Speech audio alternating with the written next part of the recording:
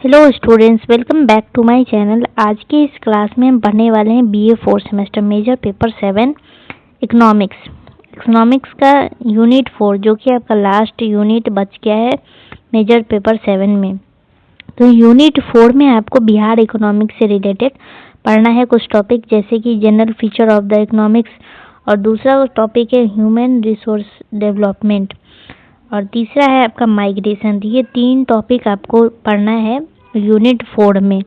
तो आज के इस क्लास में हम यूनिट 4 से 2 टॉपिक से लेकर के आए हैं। लास्ट का जो एक टॉपिक आपका है माइग्रेशन, वो हम अगले क्लास में करेंगे। तो आज के इस क्लास में हम 2 टॉपिक से सारा सब्जेक्टिव क्वेश्चन लेकर के आए हैं। इससे आपको समझ में भी आ जाएगा और क्वेश्चन का प्रैक्टिस भी हो जाएगा।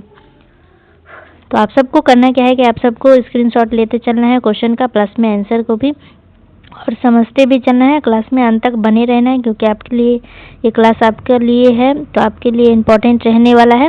तो चलिए हम क्लास को शुरू करते हैं। तो पहला सवाल आपसे पूछा गया है कि पहला सवाल आपसे पूछा गया है कि बिहार अर्थव्यवस्था की सामान्य विशेषताएं क्या है, यानी general feature of Bihar economy, इसके बारे में आपको लिखना है। तो इस क्वेश्चन में आपको आंसर लिखना है कि बिहार की अर्थव्यवस्था मिश्रित अर्थव्यवस्था है। तो बिहार की अर्थव्यवस्था कैसी है? तो मिश्रित है, जहां कृषि पर आधारित काम, थोड़े बहुत उद्योग और सेवा क्षेत्र मिलकर राज्य की कमाई और रोजगार को बनाते हैं। तो बिहार की जनसंख्या बहुत अधिक है, पर संसाधन कम है। विकास की गति भी बहुत धीमी है।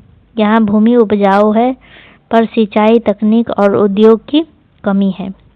बिहार में इन सब चीज़ों की कमी है। तो अधिकांश लोग छोटे गांव में रहते हैं और खेती पर निर्भर रहते हैं। तो यहाँ के लोग क्या करते हैं कि गांव में रहते हैं और खेती पर ही निर्भर रहते हैं। तो इनके कुछ फीचर्स के बारे में आपको लिखना है, जो कि है आपका, तो मुख्य विशेषता है आपका जनसंख्या ज़्यादा, रोजगार कम। जनसंख्या ज़्यादा है लेकिन रोजगार कम है। कृषि प्रधान राज्य है, यहाँ सभी लोग कृषि पे ही डिपेंडेंट रहते हैं। तो उद्योगों का विकास धीमा है। सेवा क्षेत्र तेजी से बढ़ रहा है। प्राकृतिक और मानवीय संसाधन मौजूद, पर पूरी तरह उपयोगी नहीं है। प्रति व्यक्ति आय राष्ट्रीय औसत से कम है। अगर हम सरल भाषा में समझे तो अंडा बहुत है, पर पकाने की आग की कमी है, यानी संसाधन है पर उपयोगों की व्यवस्था कमजोर है। तो ये कुछ मुख्य विशेषता है आपका, जो कि क्वेश्चन नंबर 1 में आपको लिखना है। अब क्वेश्चन नंबर 2 आपसे पूछ रहा है कि बिहार की अर्थव्यवस्था के प्रदर्शन, यानी परफॉर्मेंस ऑफ बिहार इकोनॉमी का वर्णन कीजिए। इसका जो बिहार की अर्थव्यवस्था का प्रदर्शन का वर्णन कीजिए, ये आपको क्वेश्चन पूछा है। तो इसमें आपको लिखना है कि पिछले 15 से 20 वर्षों में बिहार की अर्थव्यवस्था ने कुछ क्षेत्रों में अच्छा प्रदर्शन किया है। जैसे अगर हम पॉजिटिव आपका देखें, यानी सकारात्मक प्रदर्शन देखें, तो वो है आपको सड़कों की स्थिति बेहतर हुई है। शिक्षा संस्थाओं में संख्या बढ़ी है, जैसे स्कूल, कॉलेज, ITI, ये सब चीज़ का संस्थान बढ़ा है। कृषि उत्पादन कुछ फसलों में बढ़ा है। बिजली उपलब्धियां में सुधार आई है। स्वास्थ्य सेवाओं तक पहुंच बढ़ी है। सेवा क्षेत्र यानी बैंकिंग, एजुकेशन सर्विस, ट्रांसपोर्ट तेजी से बढ़ा है। पहले जैसे गांव में मिट्टी रोड थी, आज वहां पक्की सड़क बन चुकी है। तो ये सब विकास हुआ है बिहार में 15 से 20 वर्षों में। अभी इसमें आपको जो पॉजिटिव था, अब हम निगेटिव प्रदर्शन देखेंगे, यानी कमजोर प्रदर्शन क्या रहा है बिहार में। तो वो है आज आय अभी भी कम है। बेरोजगारी अभी भी बिहार में बहुत ज़्यादा है। उद्योग नहीं के बराबर है। लोग नौकरियां के लिए बाहर जाते हैं। तो आपका जैसे कि मेजर 7 में टॉपिक भी दिया गया है माइग्रेशन के बारे में, तो वो भी हम पढ़ेंगे अगले क्लास में। तो बिहार में क्या है कि नौकरी की बहुत ज़्यादा कमी है। लोग नौकरी के लिए ही बाहर चले जाते हैं।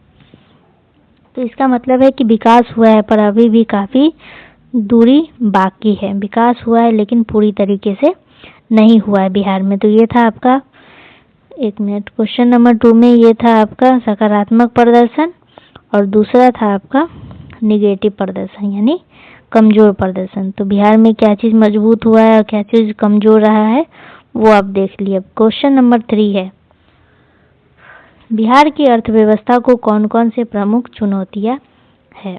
तो सबसे इसमें आपको लिखना है कि बिहार को कई तरह की चुनौतियों की सामना करना पड़ा है। जैसे कि फर्स्ट नंबर है आपका बेरोजगारी, लाखों युवा नौकरी की तलाश में बाहर जा रहे हैं। दूसरा है उद्योग की कमी, तो बड़ी फैक्ट्रियों का लगभग अभाव है।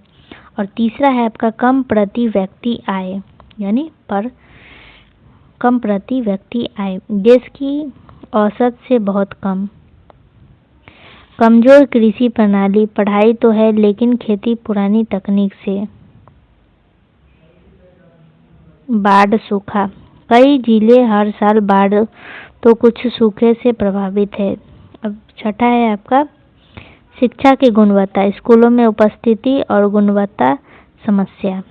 सातवां है आपका स्वास्थ्य सेवाएं कमजोर, डॉक्टर और अस्पताल की कमी है। तो ये सब समस्या बिहार को झेलना पड़ रहा है, इन सब चुनौतियों का सामना करना पड़ रहा है बिहार को।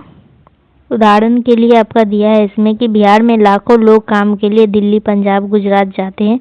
इसका मतलब है कि स्थानीय रोजगार नहीं बन पाए हैं। तो क्वेश्चन नंबर 3 था, इसको हम आपको थोड़ा सा और अच्छे से समझा देते हैं ताकि आपको समझ में आ जाए ये पूरा।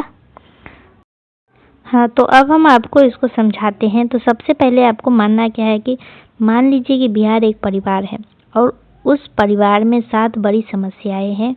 7 बड़ी समस्याएं, ये जो समस्याएं हैं, मान लीजिए कि उस परिवार में 7 बड़ी समस्याएं हैं जो बिहार की समस्याओं के बराबर है। तो अब इमेजिन करना है आपको कि उस परिवार में 10 युवा हैं पर घर में नौकरी नहीं है। इसका मतलब है कि बेरोजगारी है, इसीलिए वे रोजगार की तलाश में दिल्ली, पंजाब, गुजरात चले जाते हैं। घर के पास काम नहीं मिलता है। तो पहला क्या है कि बेरोजगारी। तो अब दूसरा आपका पॉइंट है कि उस परिवार में छोटा सा बिजनेस है, बड़ी फैक्ट्री नहीं है, यानी उद्योग की कमी है। गांव में बहुत छोटे काम है, बेलदार, मजदूर या फिर छोटी दुकान, लेकिन बड़ी फैक्ट्रियां या कंपनियां नहीं है, इसीलिए बड़ा रोजगार नहीं बनता है। तो दूसरा पॉइंट है उद्योग की कमी। लेकिन अगर शहर में एक बड़ी फैक्ट्री खुल जाए तो 100 लोगों को नौकरी मिलेगी, पर बिहार में ऐसी कंपनियां कम हैं। अब तीसरा है आपका कम प्रति व्यक्ति आय, यानी घर की कमाई कम है लेकिन खर्च ज़्यादा है। तो इसका मतलब है कि कम प्रति व्यक्ति आय है। पूरे घर की कमाई 10,000 हो और परिवार 10 लोगों का, तो एक व्यक्ति का हिस्सा 1,000 हुआ। इसे ही पर कैपिटा इनकम कहा जाता है, यानी कम प्रति व्यक्ति आय। तो बिहार के प्रति व्यक्ति आय देश से बहुत कम है। अब चौथा आपका पॉइंट है कमजोर कृषि प्रणाली, यानी खेत है पर पुराने तरीके से, यानी खेत उपजाऊ है लेकिन पानी नहीं है, मशीन नहीं है। किसान बारिश देखकर बीज डालता है, फसल कब पकेंगे भरोसा ये सब भगवान पे छोड़ देता है। भगवान भरोसे ये सब छोड़ देता है किसान। अगर खेत में ट्यूबवेल, ट्रैक्टर, ड्रिप सिंचाई, दवाइयाँ हो तो दोगुनी पैदावार हो सकती है, यानी कृषि प्रणाली कमजोर है। तो ये आपका चौथा पॉइंट था। अभी 5वां पॉइंट है आपका बाढ़ सूखा। तो अब सोचिए कि उस परिवार का घर नदी के किनारे है, हर साल बरसात में पानी घर में भर जाता है, तो ये है बाढ़ की समस्या। और दूसरी तरफ है कि कुछ गांव ऐसे हैं जहां कई महीनों तक पानी ही नहीं आता, तो ये है सूखापन का समस्या। इससे क्या होता है कि इससे फसल बर्बाद होता है, किसान कर्ज में डूब जाता है, फिर गरीबी आ जाता है। तो यह बिहार की सबसे प्राकृतिक समस्या है। तो 5वां पॉइंट है आपका। अभी 6ठा पॉइंट है शिक्षा की गुणवत्ता। तो बच्चे स्कूल जाते हैं पर ठीक से पढ़ाई नहीं करते हैं, यानी स्कूल में शिक्षक कम है, पढ़ाई व्यवहारिक नहीं है, बच्चे 12 पास कर जाते हैं पर स्किल नहीं है, डिग्री है, जॉब का काम नहीं जानते हैं। तो इसे ही कहा जाता है शिक्षा की गुणवत्ता की समस्या। फॉर एग्जाम्पल के लिए 12वीं पास छात्र इंटरव्यू में कंप्यूटर चलाना नहीं जानता, कम्युनिकेशन नहीं जानता, तो वो नौकरी कैसे पाएगा। तो ये आपका छठा पॉइंट था। अब सातवां पॉइंट है आपकी स्वस्थ सेवाएं कमजोर। तो बीमार हो जाए तो अस्पताल बहुत दूर है। अगर आप बीमार हो भी जाते हैं तो वहाँ पे अस्पताल की कमी है, बहुत दूर है अस्पताल, यानी डॉक्टर की कमी है और दवा महंगी है, एम्बुलेंस समय पर नहीं मिल सकता, गांव में छोटा क्लिनिक पर स्पेशलिस्ट नहीं है, बीमारी होने पर परिवार कर्ज में डूब जाता है। तो यह है स्वास्थ्य व्यवस्था कमजोर होना। तो स्वास्थ्य व्यवस्था भी कमजोर है। तो यह आपका था सातों पॉइंट जो आपको समझ में आ गया होगा। आई होप कि आपको समझ में आया हो एग्जाम्पल के साथ। अभी ये उदाहरण दिया गया था जो आपको रीड कर लेना है। अभी चौथा, अब आपका अगला क्वेश्चन है क्वेश्चन नंबर 4, जिसमें आपको पूछा गया है कि बिहार में पिछड़ेपन के कारण क्या है। तो कुछ कारण दिया गया है, जैसे कि पहला कारण है आपका औद्योगिक विकास न हो पाना, उद्योग लगाने के लिए जमीन, बिजली, ट्रांसपोर्ट की कमी है। और दूसरा पॉइंट है कमजोर कृषि तकनीक, यानी खेती बारिश पर निर्भर है, भगवान भरोसे खेती हो रहा है, तो तकनीक कम है, भंडारण और मार्केट कमजोर है। तीसरा है राजनीतिक अस्थिरता और प्रशासनिक भ्रष्टाचार, यानी योजनाएं सही समय पर पूरा नहीं हो पाती है। और चौथा है आपका बाढ़ और सूखा, उत्तर बिहार में बाढ़ और दक्षिण में सूखा, ये सबसे ज़्यादा ही प्राकृतिक समस्या है। खेती को नुकसान सबसे ज़्यादा इन्हीं चीज़ों से पहुंचता है।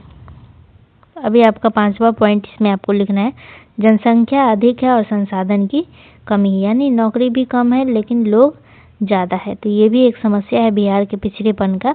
अभी छठा है आपका शिक्षा और कौशल प्रशिक्षण की भी कमी है, डिग्री तो है लेकिन स्किल नहीं है, तो फिर नौकरी कैसे मिलेगा।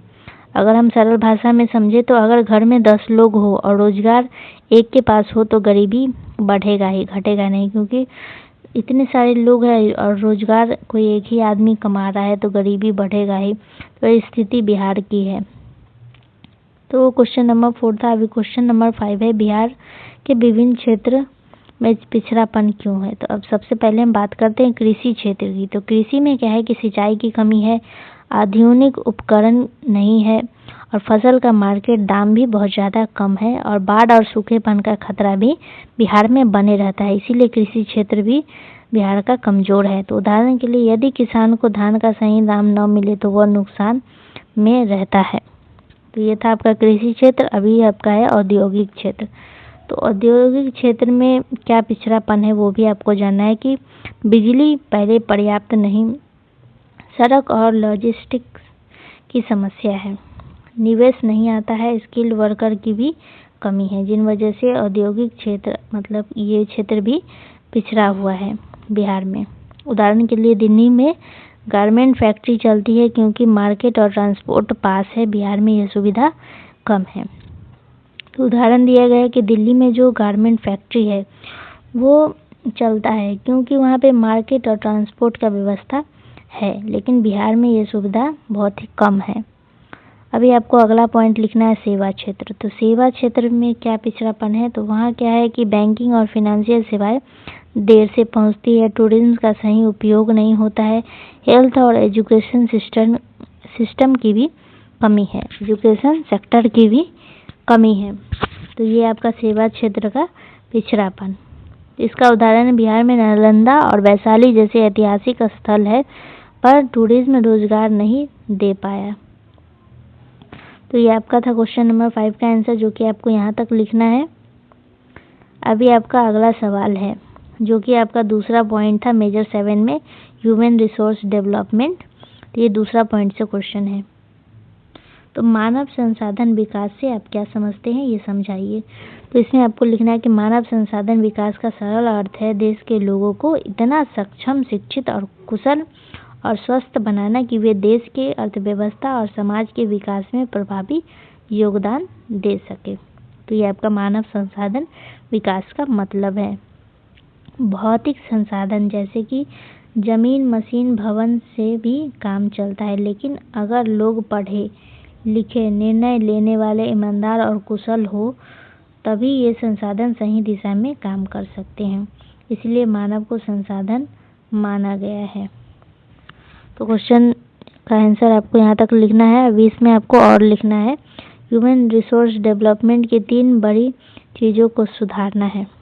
3 बड़ी चीज़ों को सुधारता है, जो फर्स्ट है शिक्षा, दूसरा है स्वास्थ्य और तीसरा है प्रशिक्षण। तो इन सब चीज़ों को ये जो मानव संसाधन विकास है ये सुधारता है। इसमें आपको और लिखना है, उदाहरण भी देना है आपको। इसमें लिखना है कि अगर एक गांव में पानी है, ज़मीन है, लेकिन खेती करने की तकनीक ही लोग नहीं जानेंगे तो उत्पादन बहुत ही ज़्यादा कम होगा। लेकिन उसी किसान को यदि अगर ट्रेनिंग दे दिया जाए कि ड्रिप इरिगेशन कैसे लगती है, कंप्यूटर पर मंडी प्राइस कैसे देखना है और उसकी आय देखना है, तो उसकी आय बढ़ जाएगी। तो ये सब चीज़ अगर किसान को दे दिया जाए तो वहाँ पे उत्पादन बढ़ जाएगा। यही ह्यूमन रिसोर्स डेवलपमेंट का असली अर्थ है, लोगों में ऐसे गुण, कौशल और क्षमताएं पैदा करना जो आर्थिक विकास ला सके। तो यही है आपका ह्यूमन रिसोर्स डेवलपमेंट यानी मानव संसाधन विकास का मतलब, कि लोगों में क्या करना है कि गुण, कौशल और क्षमताएं पैदा करना ताकि वो अपना आर्थिक विकास ला सके। अभी इसमें अब अगला सवाल है आपका, ये क्वेश्चन का आंसर आपको यहीं तक लिखना था। अभी आपका अगला सवाल है मानव संसाधन विकास से जुड़े हुए मुद्दे पर चर्चा कीजिए। तो इसमें आपको लिखना है कि आज मानव संसाधन विकास केवल स्कूल और कॉलेज की पढ़ाई तक सीमित नहीं है, बल्कि समय समय पर बदलता रहा है और इसके साथ नए नए मुद्दे सामने आते रहे। जैसे कि सबसे बड़ा मुद्दा है आपका स्किल का गैप। भारत में कई छात्र डिग्री तो ले लेते हैं, लेकिन बाजार की जरूरत के अनुसार कौशल नहीं होती। तो छात्र क्या करते हैं, डिग्री तो ले लेते हैं लेकिन उनके पास स्किल की कमी होती है। उदाहरण के लिए computer, English communication, machine handling, digital skills की मांग बढ़ रही है, जबकि पढ़ाई में यह सब नहीं सिखाया जाता है। तो ये सब जो है कि आज के हिसाब से इन सब चीज़ों की मांग बढ़ रही है, लेकिन जब बच्चे पढ़ते हैं तो ये सब चीज़ उनको नहीं सिखाया जाता है। मतलब क्या है इसका कि डिग्री तो है लेकिन स्किल नहीं है। अब दूसरा मुद्दा है आपका ब्रेन ड्रेन है। दूसरा मुद्दा आपका ब्रेन ड्रेन है। तो बड़े शहरों और विदेशों में बेहतर अवसर होने के कारण कई प्रतिभाशाली युवा भारत छोड़कर बाहर काम करने चले जाते हैं। इससे यहाँ की प्रतिभा कहीं और इस्तेमाल होती है। तो बड़े शहरों और विदेशों में क्या है कि बेहतर अवसर मिलता है, जिस वजह से लोग क्या करते हैं, भारत के प्रतिभाशाली युवा भारत छोड़ करके दूसरे शहरों में चले जाते हैं काम करने। और तीसरा मुद्दा है आपका तकनीक का तेज बदलाव। एआई, रोबोटिक्स, डिजिटल टूल्स ने पुराने काम कम किए और नए पैदा किए। इससे बार बार नए स्किल सीखना जरूरी हो गए। तो एआई की वजह से, रोबोटिक और डिजिटल टूल की वजह से क्या हुआ कि पुराना तकनीक अब काम नहीं आता, बल्कि नए नए स्किल सीखने की ज़रूरत पड़ता है। ये आपका दूसरा मुद्दा था। अभी आपको एक और चुनौती है जो कि है आपका स्वास्थ्य सुविधाओं की असमानता। कुछ जगह बड़े अस्पताल है लेकिन ग्रामीण क्षेत्र में बेसिक डॉक्टर तक नहीं मिलता। बड़े शहरों में क्या है कि डॉक्टर की बहुत अच्छी सुविधा है, लेकिन गांव में डॉक्टर की सुविधा नहीं है, अस्पताल की सुविधा नहीं है। अगर सरल भाषा में समझे तो जैसे मोबाइल बार बार अपडेट होता है, वैसे ही स्किल और नॉलेज को भी अपडेट करने की ज़रूरत पड़ती है। आज के हिसाब से जैसे जैसे ज़माना चेंज होता है उस हिसाब से आपको अपनी नॉलेज को भी अपडेट करना पड़ता है। अब अगला सवाल है, भारत में बेरोजगारी की समस्या दूर करने के लिए सरकार द्वारा कौन सी नीतियाँ अपनाई गई हैं? तो कौन कौन सी नीति है उसके बारे में भी हम इसमें पढ़ेंगे। तो बेरोजगारी देश की सबसे बड़ी आर्थिक और सामाजिक समस्या है। इसे कम करने के लिए भारत सरकार ने कई नीतियाँ और योजना लागू की है। जैसे कि ग्रामीण क्षेत्र में रोजगार, सरकार ने ग्रामीण गरीबों को साल में कुछ दिन काम देने के लिए मनरेगा योजना शुरू की। ये आपको याद रखना है। इससे सड़कों, तालाबों और ग्रामीण बुनियादी संरचना के काम बनते हैं और मजदूर को कुछ कमाई मिलती है। तो ग्रामीण क्षेत्र में जो रोजगार लाया गया। और दूसरा है स्वरोजगार बढ़ाने की नीति भी सरकार द्वारा लाई गई है। तो सरकार नौकरी नहीं दे सकती, लेकिन नौकरी बनाने में मदद कर सकती है। इस सोच के साथ पीएमईजीपी और मुद्रा लोन, स्टार्टअप इंडिया जैसी योजना लाया गया है। तो इन योजनाओं में कम ब्याज, बिना गारंटी लोन, ट्रेनिंग और मार्केट सहायता दी जाती ताकि युवा खुद स्वरोजगार क्रिएट कर सके, स्वरोजगार बढ़ा सके। अभी तीसरा है आपका स्किल डेवलपमेंट नीति। तो PMKVY जैसी योजना युवा को कंप्यूटर, इलेक्ट्रीशियन, टेलरिंग, हॉस्पिटैलिटी जैसे क्षेत्र में ट्रेनिंग देती है ताकि वे आसानी से नौकरी पा सके। तो औद्योगिक नीति भी लाया गया है, जैसे कि विदेशी निवेश FDI, जो कि हम पिछले कुछ यूनिट में आपको पढ़ा चुके हैं FDI के बारे में। तो पिछला क्लास आप सब नहीं देखे हैं तो जाकर प्लेलिस्ट में चेक करेंगे, वहाँ पे आपको सारा मिल जाएगा। तो आकर्षित करने, मेक इन इंडिया अभियान, डिजिटल इंडिया, नई हाईवे, एयरपोर्ट और मेट्रो निर्माण, इन सब से भी जॉब पैदा होता है। तो सरल भाषा में समझे तो पहले सरकार नौकरी ही रोजगार मानती थी, अब सरकार युवाओं को खुद कमाने और रोजगार बनाने की क्षमता सिखा रही है। तो ये कुछ योजना था जो कि सरकार द्वारा लाया गया था युवाओं को नौकरी देने के लिए, युवाओं को स्वरोजगार बढ़ावा देने के लिए।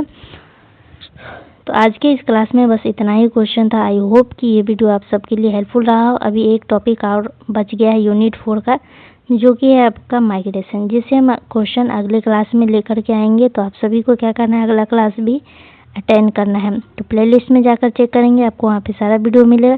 तो चलिए मिलते हैं अगले क्लास में अगले टॉपिक के साथ। तो आज का क्लास कैसा लगा आप सबको कमेंट में ज़रूर बताना है। अगर ये वीडियो थोड़ा भी हेल्पफुल रहा हो तो वीडियो को लाइक एंड सब्सक्राइब करना है, चैनल को सब्सक्राइब करना है, अपने दोस्तों के साथ भी शेयर करना है। तो आप सभी का बहुत बहुत धन्यवाद।